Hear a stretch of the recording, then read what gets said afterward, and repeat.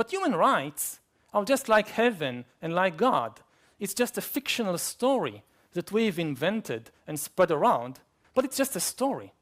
It's not a reality. The only place you find rights is in the fictional stories that humans have invented and spread around. Wow. It's always great to be lectured to by some Western European with an accent about our rights and whether we even have rights. And I do, you got to love the anti-religion angle on here too. Just like the Bible and God. Why didn't he say the Quran and Muhammad and Allah? Notice that? Oh, it's a fairy tale. And he couldn't say, like the Sleeping Beauty or the Beauty and the Beast, the Sacre Bleu. No. It had to be the Bible and God. Not the Quran, the Bible. Listen. He may be evil and an atheist, but he's not stupid. All right, so here's this guy's TED Talk, and it launches us into our larger conversation about all of the elites who just gathered in Davos to try to control your life. This guy, is the perfect example. Many, maybe most legal systems are based on this idea, this belief in human rights. But human rights are just like heaven and like God. It's just a fictional story that we've invented and spread around. It may be a very nice story. It may be a very attractive story. We want to believe it. But it's just a story. It's not a reality.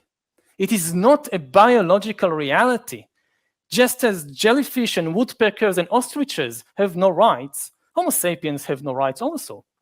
Take a human, cut him open, look inside, you find their blood, and you find the heart and lungs and kidneys, but you don't find there any rights. The only place you find rights is in the fictional stories that humans have invented and spread around. And the same thing is also true in the political field. States and nations are also, like human rights and like God and like heaven, they too are just stories. A mountain is a reality. You can see it, you can touch it, you can even smell it. But Israel or the United States, they are just stories, very powerful stories, stories we might want to believe very much, but still they are just stories. You can't really see the United States. You cannot touch it. Do you ever find yourself regretting that we saved their ass in World War II? I know I do. Europe is really not real. It's just a story. So, learn German. This video, by the way, is from a dude named Yuval Harari. Is it Harari? Yuval Harari. He wrote a book called Sapiens and Homo Deus and 21 Lessons for the 21st Century. And he's a very, very smart intellectual in Western Europe. He's the toast of the town at Davos and at all these big meetings. And it's no wonder that we have leaders who go there and listen to this drivel and then come back and sort of second guess whether people really do have rights and have the right to freedoms or right to exist for that matter. For his part, Jordan Peterson was having none of it.